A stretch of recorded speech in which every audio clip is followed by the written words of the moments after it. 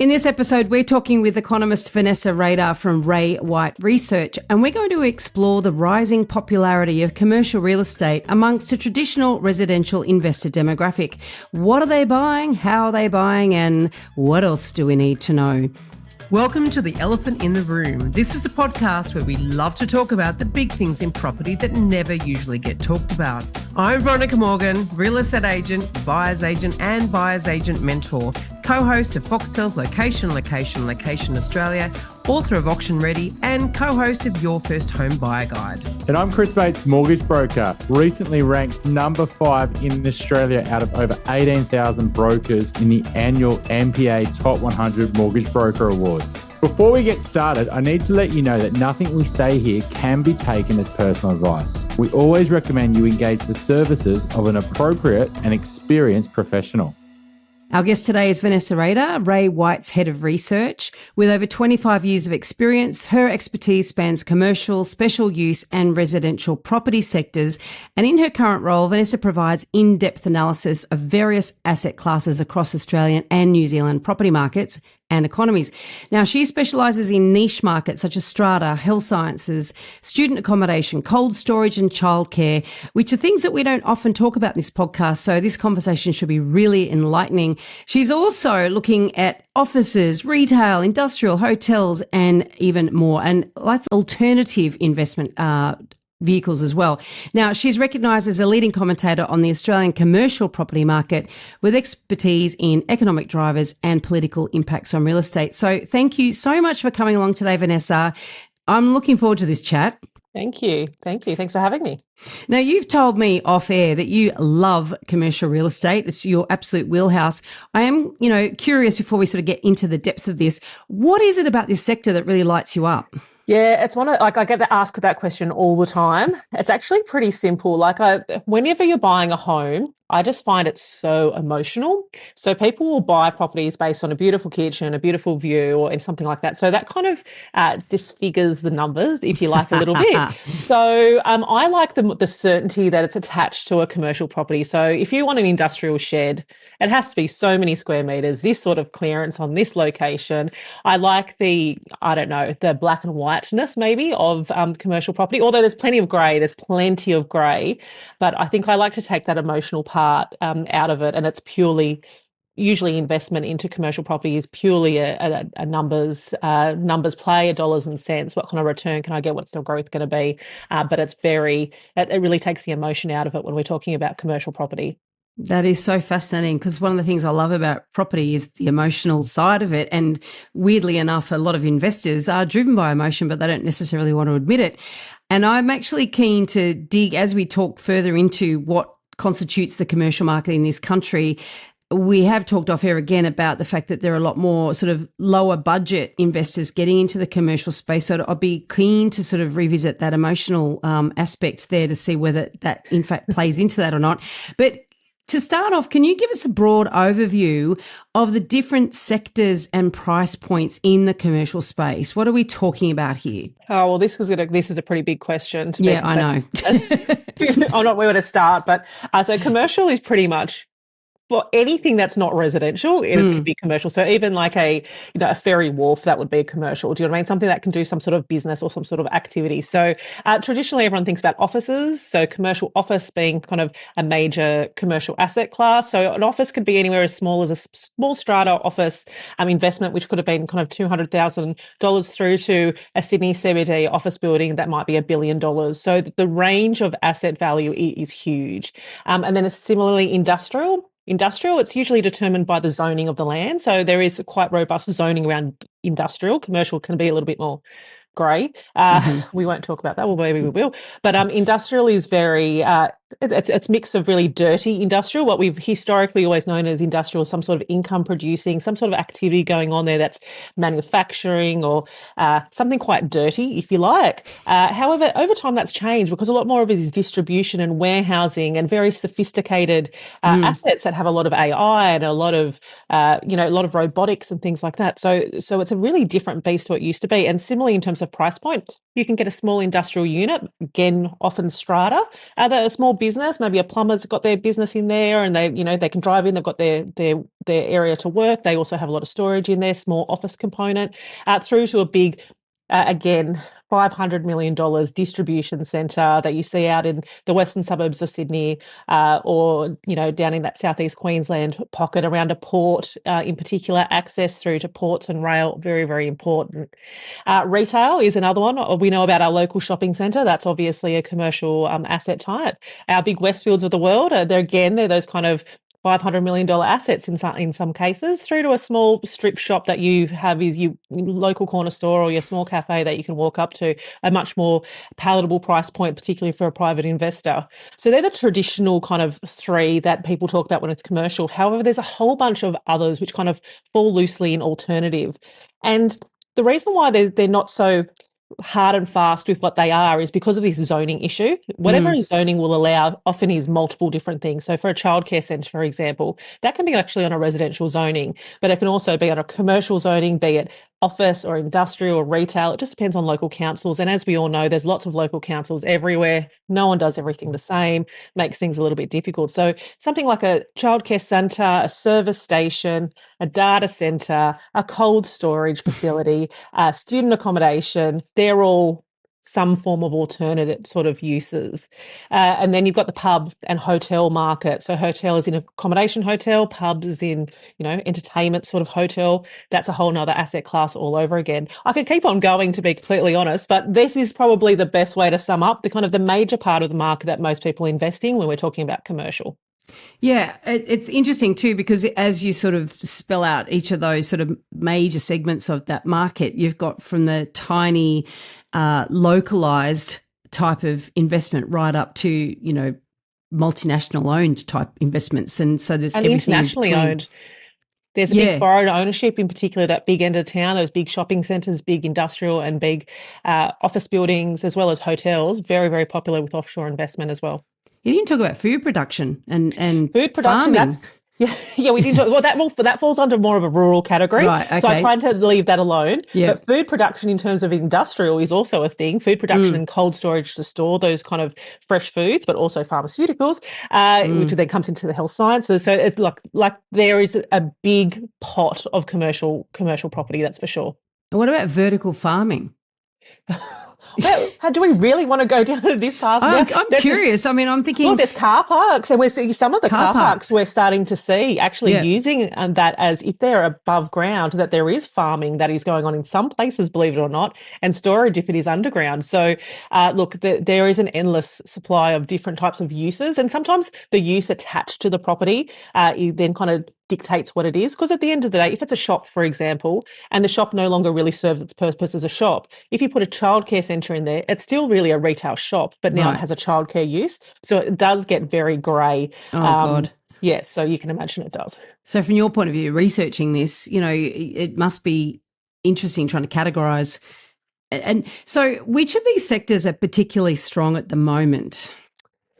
Yeah, commercial market is doing it pretty tough at the moment across most asset classes.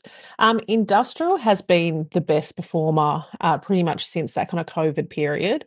Obviously, there was this big push towards logistics uses with online shopping and things like that. But the issue that we have in Australia when it comes to industrial is that there is very limited and very constrained amount of industrially zoned land, and even more so, industrially zoned vacant land that can be developed.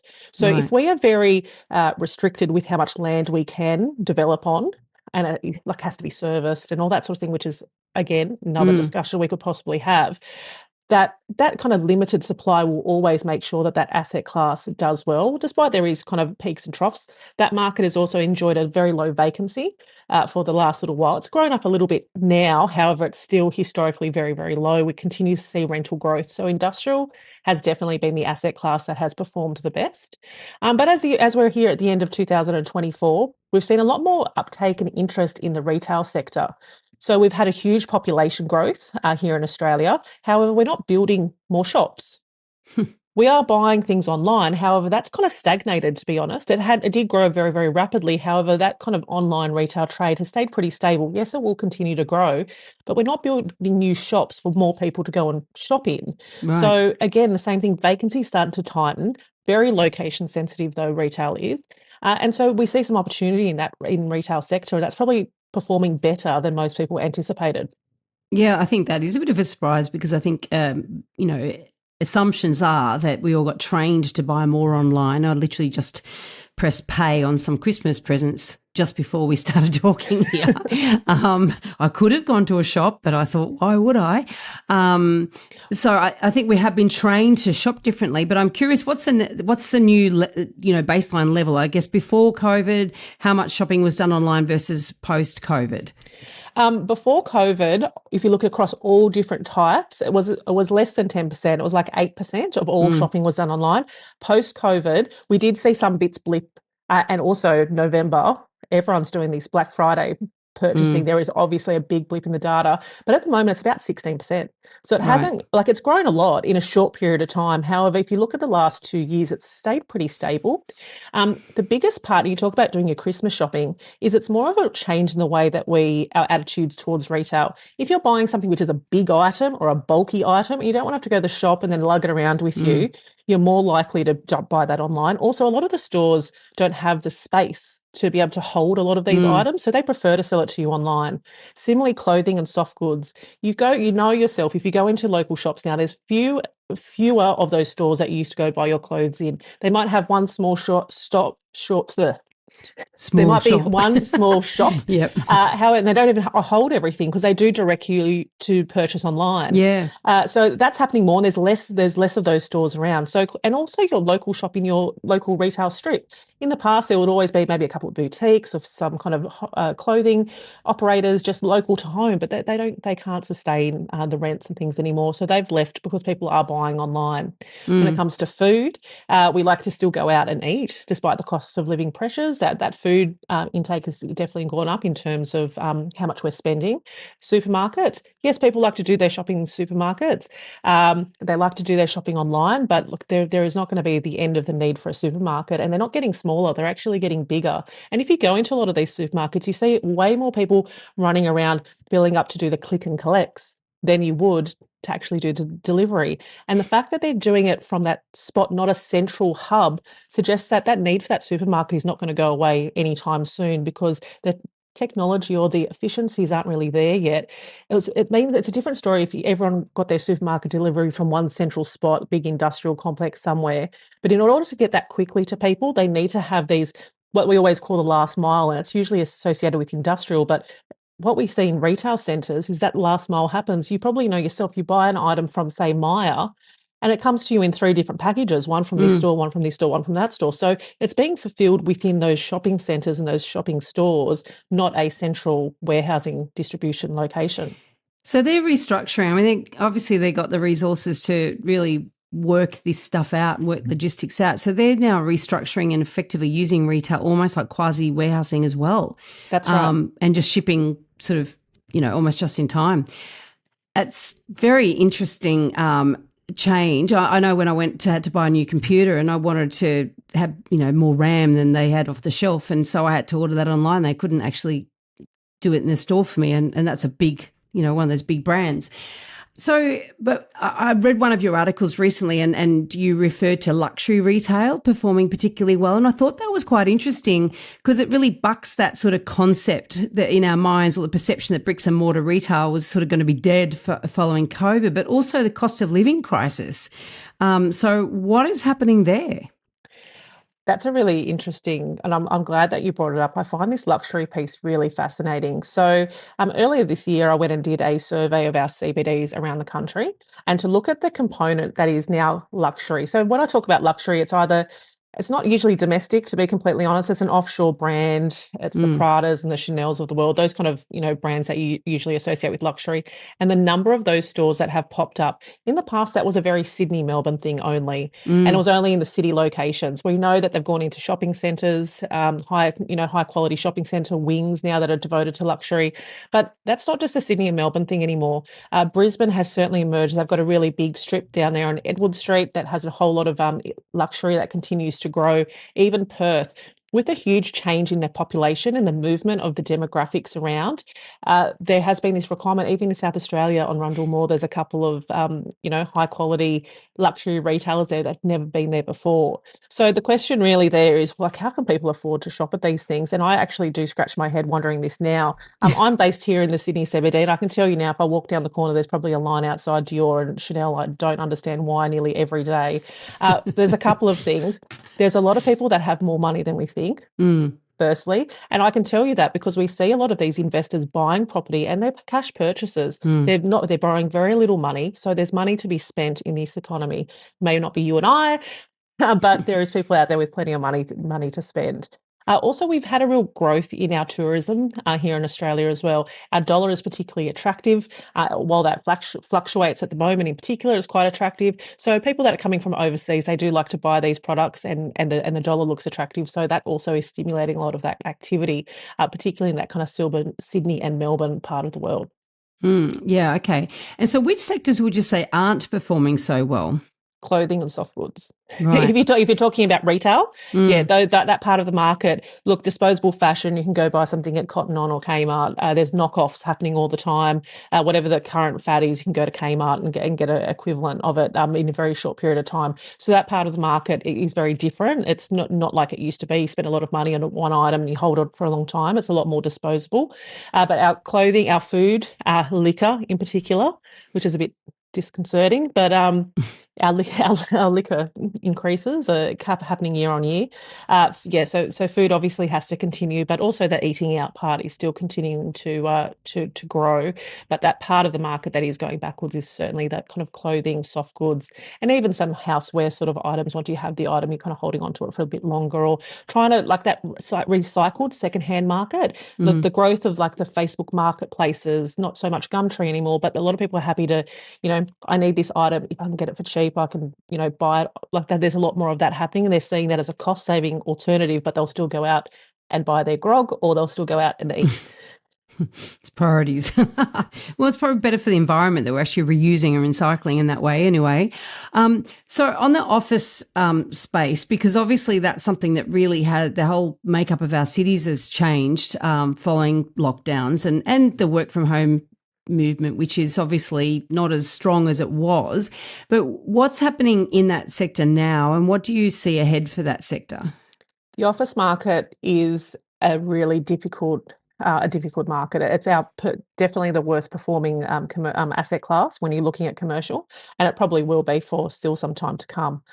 We saw during COVID a lot of investment into offices just because it looked like good value. Interest rates obviously when you were really low. Me sitting here with 25 years experience is going, "Oh, I'm not sure if you should buy an office for 4% yield, but okay." That a lot of that was going on. As we've come out of, would you say that was like contrarian investing? Well, when the cost of capital is so low, the spread still seems attractive. Right. But okay. it was a very short-term view, not as soon as interest rates go up, well, all of a sudden that spread's gone now. And if the fundamentals of the investment of that asset is not good, well, it's not going to be good. Yeah. So office markets, we've had this kind of real turnaround in terms of vacancy. Vacancy is up. It has come back in some markets. Look, and it's very different no matter what, regardless what city you go to. Every city has a very different profile. And let's take Sydney, for example. We're starting to come back to work slowly. Our vacancy is still very, very high. There's been a real shift towards premium type investments. So if you're a tenant and you're looking for a space, you're more likely to you've got lots of options available to you, and you're more likely to go towards a premium sort of asset because there's really good incentives on offer to get you in the door in that sort of location. Yeah. So that's been going on. Also, they're really attractive assets. They've got really beautiful end of trip facilities, like hotel style. They might have a gym in there. They have a whole lot of facilities to try to keep people into the office. And if you're a small business or a large business and you're trying to have your staff come into the office, if you could be in a really swanky office space that encourages people to Sure. come in, then you're more likely to go towards that. But as a result, all that kind of secondary grade stock, like B grade stock, C grade stock, is really falling by the wayside, and it's getting older and older, and the vacancies are getting higher and higher. So it's an interesting one. Melbourne is a tough market. The return to work is very, very difficult. Some beautiful office buildings in Melbourne, but the return to work is much slower than anywhere else. If you go there at any time, there's a lot of vacancies that are being felt there. A lot of owners are doing it tough. If they can just get tenants to come in and cover their outgoings, they would be happier than having no one in there at all. So a lot of owners in different markets are faced with the idea of spending money on their assets to bring it up to a quality to where it's more competitive, but rents are still pretty tight, incentives remain high, and yeah, it's going to be some time before that shifts. One of the good things that have happened, and I'm not sure it's good or bad depending on who you're talking to, but as soon as Amazon came out and said they're sending their staff back in the US, it was like the next day that you started seeing a little more activity, and people weren't so afraid, or businesses weren't so afraid to actually ask their staff to come back into the office. The problem is a lot of people have actually been employed since COVID, and there's a lot of flexibility already worked into their contract. So it's hard Yeah. to really go backwards from that if that's the agreement that you originally made with people. Also, the skills shortage is a real thing. We know that unemployment remains low, but there isn't as many job ads anymore either. So, you know, a lot of employees have been really holding on that, well, who are you going else are you going to get to fill my job sort of thing, so I'm not going to come in. But look, there is some move. Some markets, like I said, better than others. You go up to Brisbane, the best performing office markets are up in Brisbane at the moment, including Gold Coast and Sunshine Coast. Really? They're in the office far more regularly. Sydney, like I said, is getting better. Perth is also getting better too. Like they were quite insulated, if you like, during COVID. So a lot of them didn't even work from home ever. So that's not as a big thing in that market compared to somewhere like a Sydney and certainly a Melbourne market. But interesting times for the office market. There's still a long way for that to play out. Didn't that sector come off a boom just prior to COVID? Yeah, vacancies were pretty tight across the office markets around the country prior to COVID. Yeah. However, during COVID, people were looking to save some money, so they readjusted their requirements. They took smaller spaces. A lot of people just gave up their office space, or they moved into. There's a lot of talk of hub and spoke, all these different types of working methods. So, like sitting in more local markets, go sit, in a suburban office market somewhere closer to home, or like I said, they got rid of all their office space and just went into co-working space where they could just be flexible with the space that they needed. We've also had we've had buildings being built over this time. So just because the market was doing really well prior to COVID, so that stimulated a lot of activity and new development, they didn't foresee that new development was going to be able to be taken up. So as a result, there was a lot of buildings, and that's why the incentives were so high for those premium into the markets to try to get people out of the older stock into the newer stock. Yeah, it's a tough one for the office market. But look, I think we're going to get there. And the reason why I think we're going to get there is the skills piece is people are going to be overlooked when it comes to promotion. And I think young people that haven't spent enough time in the office are really doing damage to their own brand or their own learning. And the people that are willing to come into the office and sit, it's that incidental learning you hear from just talking to someone over here, and someone else has said something and you're like, oh, okay, I didn't know that. And you've learned something. Those people will be our next leaders. And I think when people start to realise they're going to be overtaken by someone younger than them, or someone that's willing to come in the office and be seen more often, that there'll be in kind of a move quickly back into the office. But I still think that will take a little bit of time. It's an interesting one. I mean, even the fact that you're talking about Melbourne being probably the most reticent city to come back into the office, I would have thought they'd be like the horses bolting out the gate, like get me back there. Makes no sense to me. Yeah, that one is all. I've always found that one quite strange, because I thought they'll be the ones that are, been locked up for so long, they'll be wanting to get in straight away. But do you know what I do find is, I know this is terrible, but I do talk quite poorly about Melbourne, but like you've got a Christmas party, they're all there. If there's a function to be had, They all come. But when it comes to coming into the office, it's, few and far between a lot of these businesses. It's funny. So is there a reimagining of some of these office spaces then? I mean, are the B grade offices being not so much upgraded to A grade standard? You can't always do that. But is there a repurposing going on? Yeah, I'd like to think so, but no. So the problem is, like in the past, we've had the office market has gone through cycles. I've seen a few cycles go on, and what does happen is we do see a lot of these assets as being able to be redeveloped into residential, and it might be they've been knocked down to the floor and they start again to be developed into residential. However, the cost of construction and the ability to find a builder to be able to do something like that makes it very cost prohibitive. So, what if you did do that? The final realization of that end product is probably something that doesn't help the residential crisis that we have, because you'll be building a very premium product that's a very expensive product. So does it really work? You need the money to be able to fund it, and also you have to find the builder to do it, and then you have to be happy to sell it for some premium price down the road. That makes sense. And also a lot of these assets, a lot of people do say, just turn them into residential. You can't really do that. Some of the older ones, yes, you can, with high ceiling heights, or they're on small parcels that they have windows and natural light. But if it's a big building that's just a big floor, like you can't just go stick a whole bunch of bathrooms in there and there's no windows, and they can't put a whole bunch of people in baths and see what happens to the floor. Like it's a very tough one. We have seen in some markets, we've seen like some self-storage type, like just use of storage, which it's a shame, but it's again better to get something than nothing in the market. Also, there's been some discussion of that last line logistics, perhaps for like a central area to then distribute, but then parking and access into the city isn't always that easy. So maybe lifts, I more would fringe imagine, markets, too. but also just driving in. Like we know that there's been a lot of changes in the way that across all of the cities. Like it's not very easy to drive in and drive out and be able to pick up things. So there's a lot of ideas and thoughts, but very hard to make a lot of them stack up, and that's what it is. If it can't stack up, they're just going to sit there and wait for activity to, rebound. I'm on a personal mission to help more people make better property decisions, and you can find out all about what I'm working on at veronicamorgan.com.au. There you will find resources for first home buyers, details about my buyer's agent mentoring program, information about my newest project, Preferential, proactive property management in Sydney, or if you're looking to buy your dream home or investment property in Sydney's inner west, eastern suburbs or lower North Shore, you can connect with my team at Good Deeds Property Buyers. And if you'd like a 30% discount plus free postage for my book Auction Ready, How to Buy Property at Auction Even Though You're Scared Shitless, and yes, I'm a potty mouth, use the code ELEPHANT at the checkout. If you're looking to buy your first home, thinking of upgrading to a new home, or purchasing an investment property anywhere in Australia, we would love to carefully guide you through this journey and importantly get the finance right.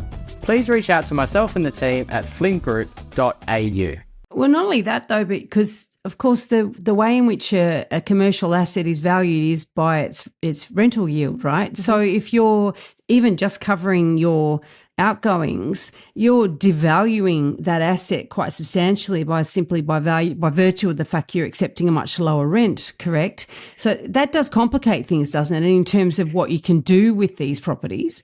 It certainly does. Look, when you're doing a valuation, you really do look at what is the rent. And if something's under rented, you don't necessarily apply that to a yield, but you look at what the rent is potential to get. However, an asset like a B grade asset, you'd think that over time, that's become less and less and less and less appealing, unless we get to a period where vacancy is really tight and then there's no other choice, but people will go into those sort of assets. It's a hard one. We've already seen a lot of value come off a lot of these assets. Like I said, that spread from the yield to what the cost of finance is would suggest it. If cost of finance was nearly nothing and you're buying it at 4% and the cost of finance now is more than 4%, well, obviously your yield's got to be a lot more than 4%, doesn't it? So, and that is purely taking off the bottom line of what that asset is worth.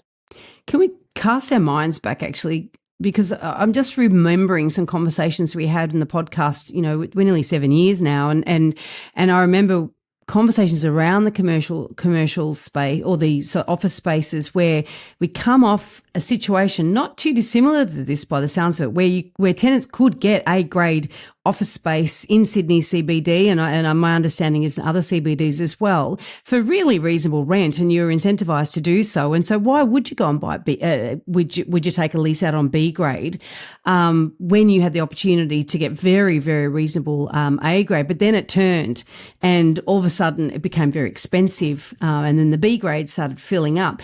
Do you remember what was the catalyst for that change back then? Yeah, that was GFC. Right. So that, yeah, I remember that very well. Yeah. Yeah. So we did see, during that period, there was a real change, and it was affordability. It's driven by affordability, which is not dissimilar to residential. If your business can't afford to occupy these kind of spaces, well, therefore, you have to find something a little bit further out, or a little bit smaller, or a little bit, there's some sort of compromise that has to be had. And a lot of the time that was into a secondary grade asset. The other thing we have to remember is since that period of time to now, the cost of construction has grown, not just in these last few years, but over that whole period of time for an awful lot. That growth year on year on year has made refurbishing and developing a property really, really expensive. So therefore, the rents have actually grown, like the face rents, forget about the incentives, but the face rents, despite the incentive is still there, continues to actually ramp up. Right. So affordability is a real thing.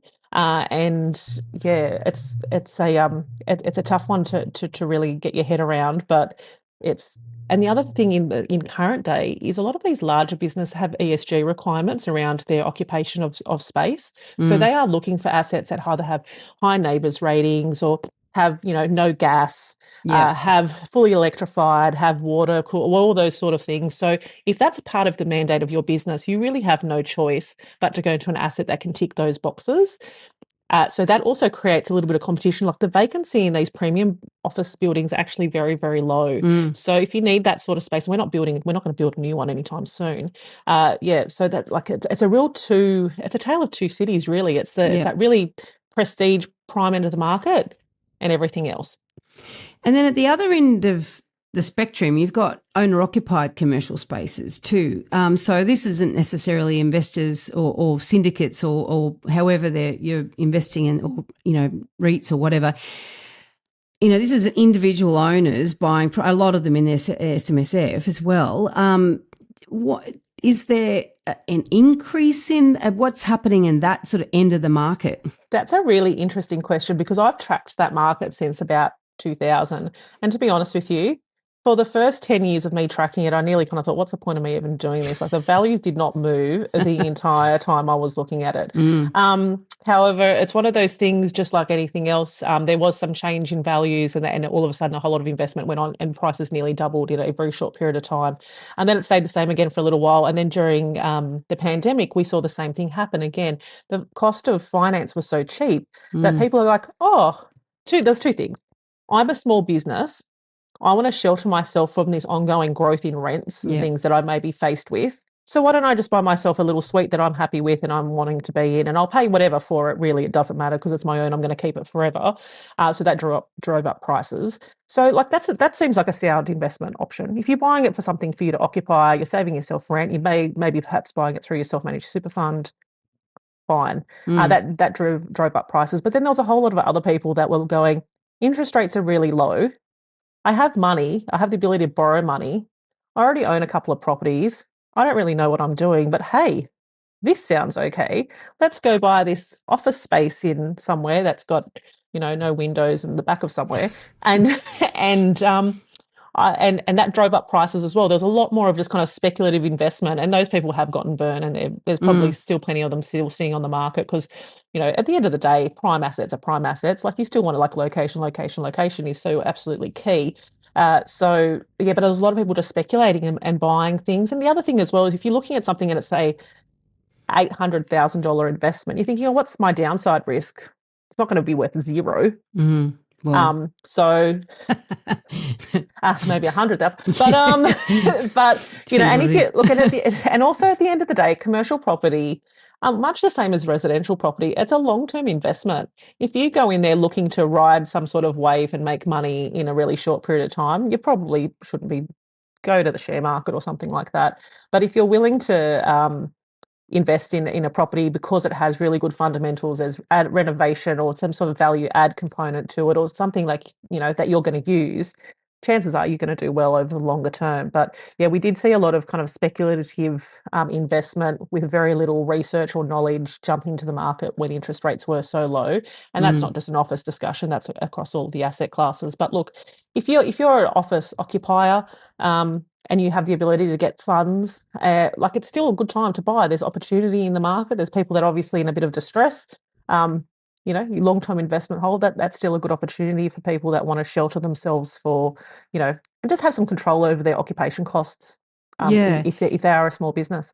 I wonder, have you seen a move for the smaller investor? Because there's been one segment of the market that's moved out of residential. Pippa Research has suggested that it's because of a lot of sort of anti-investor legislation and just a general cost of owning and the uncertainty around, I guess, the legislative landscape with residential. And so they're getting out. At the same time, you've got investor lending for residential going up. So there's obviously a new raft of people who drink the Kool-Aid and think that it's a good time to get in. But the people that are getting out, are we seeing a migration of them going into those smaller commercial assets, or they're getting out of property altogether, do you think?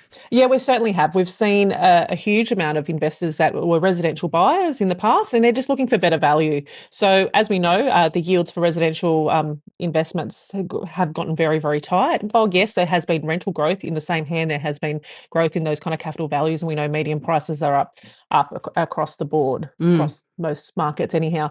So let's just not talk about Hobart and Canberra, isn't it? And we're not talking about Melbourne or Darwin. Okay, we're doing a lot of not talking. So it makes sense for a lot of investors to kind of dabble and speculate a little bit in commercial property.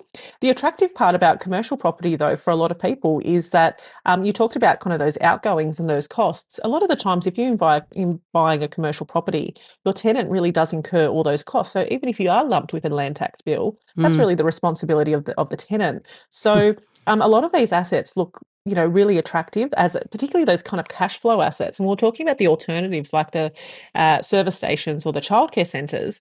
Like a lot of these assets are bought sold on a 10-year lease with a 5 + 5 + 5. So and they're what we call set and forget. So if you have the ability to raise funds, a lot of the times you need to actually have a lot of money to start with, because the bank's not going to lend you 80 or 90% like you would for a residential, or 100% even.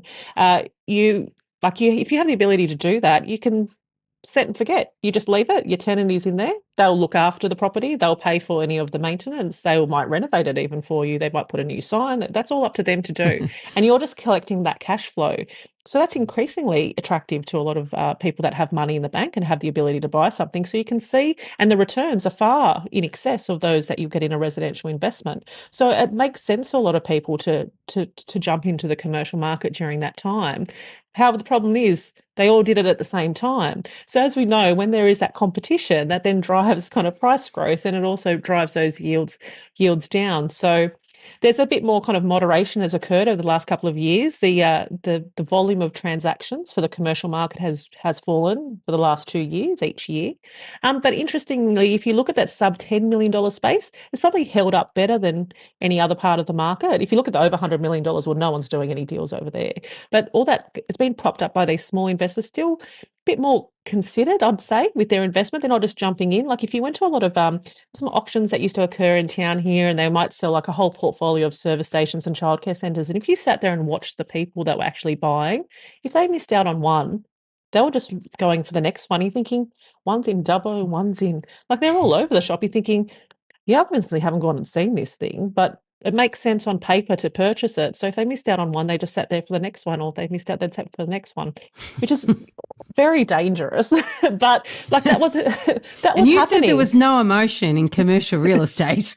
Well, there was it's based on, obviously those people stopped at a certain point because the numbers didn't make sense. But True. The next one, if the numbers made sense, they would buy. Yeah, but it's funny though, this is loss aversion. Every time you miss out, the pain increases. Yeah. You keep going. I can tell you that with my Jetstar flights I was trying to buy the other day. Just for the sake of an extra $100, I can't do it. So it's funny. So, but also at that lower end of the market, you're not necessarily getting your blue chip tenant that might be able to sign a 10 plus, 5 + 5 year lease, you've got a lot more risk associated with smaller businesses that potentially might be more shaky financially and more risky themselves. I guess, that's something about that lower end of the commercial space that isn't, yes, there's higher yields as long as you've got that and they pay the outgoings and you got that type of tenant, but not all commercial investments are that good, are they? That's completely right. However, when you have this kind of FOMO mentality and this, I want to buy something, a lot of those kind of key considerations did go out the window. Again, and emotion. Well, I was the worst person because I'm looking at a lot of these transactions going, oh, what's this person doing? Like, why would you buy this? It's some shop in Toowoomba. Like, I love Toowoomba, but, shop in Toowoomba with a cafe that's only been there for 5 minutes, probably not worth a yield of 4%, but okay. But those things were going on because people were in this kind of mad flurry to try to find themselves an alternative to a residential that had a better looking return, not really necessarily understanding all the risks associated with commercial property. That's because that's what it is. In the past, there's always been that premium attached to yields when it came to commercial property because of the risk. For us to be talking about the fact that there's office buildings that sold at 4% or industrial for 3.5% is absolutely ludicrous. But that is what happened in the market. There was no risk really associated, added onto that, like there historically has been. Yes, there is rental growth to take into consideration, but look at the residential market. They've had outstanding rental growth. So, you'd question if you bought yourself a home at that time versus you buying yourself a little industrial unit, which one actually fared better. They probably fared pretty similarly, to be completely honest. Well, I think too that, residential, and not everyone does buy for this reason, but in reality, the secret sauce of residential real estate investing is in the capital growth. So you buy an asset for growth, whereas in commercial, very much is about that yield because the growth isn't necessary. Well, the growth is tied to the yield. They're really connected, unless you can manufacture some value there. So it's a very different beast. And I think if people take that residential mindset into commercial, they're not going to see the risks, and all they're going to do is see that bigger yield number, and make decisions based on that. And also, what happens with investors often is that they see a small number in terms of the price of a property as being less risky than a larger number, whereas they might be buying a poorer asset. The risk is in the asset, not actually in the amount of money that you've borrowed. So I see that as a risk area in that lower end. Yeah, and like you said, the tenant is key. To have a really high quality tenant or a long tenant that has a good track record, then you might see that rental growth, and you probably will see that growth in capital value as well down the path. But like you said, retail is a really good example. There has been so many retail shops that have closed up over time, kind of everyone talking about the death of bricks and mortar. Well, I'm saying it's starting to prop up. If you had a little clothing store, well, chances are that little clothing store is not there anymore. And it might be hard to reposition that as a food, and there might be a lot of capital expenditure needed by the owner to try to bring it up to a standard to attract those tenants. And then there's a lot of fees. Like, yes, it looks great on the surface once the tenant is in there and they're paying and everything, but to manage it, even like management fees, it's not the same rate as if it was residential. Management fees are much more sophisticated asset to have to manage. You need to get your lawyers involved a lot of the times when it's leases, particularly if it's retail. Insurance as well, that's their responsibility. You have to get the council's approval to get a tenant in there. You can't just change a tenant and think it's okay. Like people don't realise that, though. It just seems like a good idea, but when they're faced with a tenant that moves out, then they're kind of left with this, what do I do? And it can be quite devastating. But look, commercial still, I love commercial, so it's very hard. Like, I'm saying a lot of bad stuff here about commercial. This is all about eyes wide open, isn't it? If you walk in with your eyes wide open and understand the risks involved with it, there's a lot of positives, but there's also a lot of negatives, just like buying something that's a residential property. And it's location. When it comes down to it, if you buy something that's in a location that people are going to want to be in, or population growth is moving to, there is demand for that space, like chances are that will continue to be like that over time. If you go and buy something because it looks really cheap in the back of nowhere, well, chances are you're not going to get the capital growth. Your tenant may move out, and there's a reason for it. But that's the emotional part that I kind of then go, this is just silly. But like, there's a lot of people that do that. In the because they want to diversify their portfolio. And yes, they do go to funds and trusts and they go look at the share market, but people do love property and Australians do love property. And it is nice to have a foothold of either a little piece of land or even if it is a strata if you had your own business, it's awesome. Otherwise, it's to grow your portfolio and grow wealth for yourself and for your family. Yeah. Are there any emerging sectors that you're paying attention to that we haven't covered? For the smaller end of the market, to be honest, not really. And on the big end of town, yes, it is. So it's probably not as interesting to your audience, but something like a data Our center. audience is property tragics across the okay, spectrum. data centers. Let's talk about data centers. Like, we're not using less data. Our IT and AI and everything is growing. Our requirements are ever increasing. Security around data is ever increasing. Yep. The need to have local data centers where we control our own data, be it the government or be it, the Microsofts of the world or the Googles. That's close to where the data needs to be, that has good connectivity, that has access to efficient power, because obviously these are big power guzzlers. So be it, solar or wind or something that can do that. Otherwise, we have a lot of ESG issues. And so they water can't locate them all in the middle of the desert. Is that what you're saying? No, they can't. But however, it's quite interesting. Well, and there's it's very you can't go stick it up in Darwin. It's just too hot. But down in Melbourne, you can put this down there. Also in WA, there's a lot of space in WA, and they've got really great connectivity there and access to space where you could have solar farms and things like that to try to generate power for that asset. So there'll be more of those. Yes, but and that's a big institutional investment, and they're jumping on those. They're big, high value assets, over $100 million for those sort of assets, and the yields are pretty competitive. But the other thing with those that I'm a bit more kind of glass half empty about is technology changes so quickly. So it needs to be something that can be you don't want to end up with a big white elephant like that.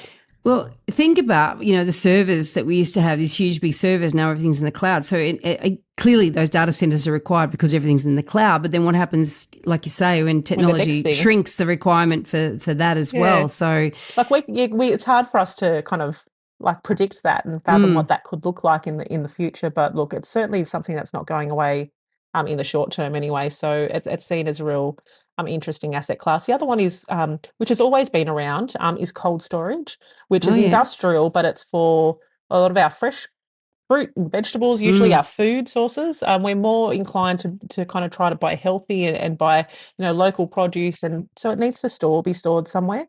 That also is very high technology associated with that can very quickly get out of date. The refrigeration systems don't pretend to know what I'm talking about, but apparently that's the case. And the other part of that is the pharmaceutical piece. So, a lot of our vaccines and medication and stuff does have to be in a cold storage location. So that's a different again. And population is growing. So the requirement for that sort of space is certainly here. It's a lot of offshore investment into that space, very good technology overseas. Bringing here to Australia. Melbourne has an awful lot of land availability for that, so we're seeing a lot of that happening in Melbourne. But look, can't just be Melbourne. Has to be local to all of our cities as well. So there are probably some emerging ones that are quite interesting to watch. Wow. This has been a really fascinating chat, Vanessa. I think we covered so much ground, and obviously we're going to have to get you back at some time in the future when Chris is back as well, and dig into some of these areas with a bit deeper. And I open the invitation to any of our listeners as well who might want to volunteer what they'd like to hear about. We always wrap up every interview with a property dumbo. Have you come prepared with one? I really haven't, but I think I probably named a whole bunch of them in this discussion. So if you're going to buy a industrial or a retail property in the back of a regional town that has a dwindling population on a yield that's really low, now there's a lot of you guys out there that did that, not you guys, but do you know what I mean, people out there, that would probably be my best indicator of a property dumbo. Oh, wow. So is that something that stuck out in the data, that those sort of transactions were happening? Oh, yeah. I was there. COVID was fun times, me looking at data. Made me feel very old, I must say. I'm looking at this going, well, how does someone think this makes sense? But then actually got less, yields got lower and lower and lower as dollars kind of changed. But there's some interesting times. So you were seeing these sort of transactions pop up. Can I ask, were there any buyer's agents involved in these transactions, or these are individuals that have just sort of somehow magically worked out that these were places to park their money? To be honest with you, the growth of the buyer's agent in commercial has only been something that has been more obvious. So it may have been happening the whole time, but very obvious over the last 2, 3 years. Mm-hmm. I know that a lot of groups have been around for much longer than that. However, they weren't as on the forefront and on like the buyers agents that I've come across in the market over the last few years. I have to say I'm pretty impressed with the quality of data that they have, and they're more cautious. They want their buyers to buy something, but they don't want them to go buy something stupid. So Yeah. I've seen really quite responsible advice, I think, being given. I think back at that time, it was purely I'm sitting at home and I'm going to jump on like Real Commercial and see what I can buy for $500,000. And oh, wow, look, in Queensland, there is this property and I'm sitting in Melbourne. Sounds like a great idea. Let's just inquire on that. Oh, there's a tenant. They're moving out next week, but let's not worry about that. I'm just going to buy it. So there was quite a lot of that stuff that went on. And look, you can understand with the cost of capital was so low, you had the ability to access. I'm thinking, what's the worst that could happen? Give it a crack. Too much time in their hands. That's a give it the crack mentality that we have here in Australia. Yeah, so look, a lot of those buyers are probably willing to sit on that asset for the next 20 years, and you know what? By that time, it will correct itself. So it might be some pain in the short term, but Very interesting. I tell you what, though, if anyone reaches out to me every now and then, I only know a handful of commercial buyers agents, and so if we need a recommendation, I'm going to come knocking on your door, Vanessa, because obviously you've had some insights there. So that's great. Look, really appreciate your time today. I'm sorry that Chris missed this chat because I'm sure he would have had loads of questions, but didn't give him the opportunity. But next year, well, actually this will go live. Oh, I can't remember the exact date. We're recording this in sort of beginning of December, towards the middle of December. Have a wonderful Christmas and New Year, and I look forward to chatting to you again next year sometime. Yeah, it sounds like a plan. So much more we can unpack next time. Yeah, brilliant. Thank you. Thank you. If you have a question that you'd like us to answer in an upcoming Q&A episode, you can send us a voicemail or written question via the website, theelephantintheroom.com.au, or you can email us directly at questions@theelephantintheroom.com.au. If you like what you're hearing, please share this episode with others you feel would benefit. And while you're at it, why not leave us an iTunes review? 5 stars would be great. I know that sounds a bit cringy, but we have it on good authority that every review helps make it easier for other people to find out about us and hear what our amazing guests have to say.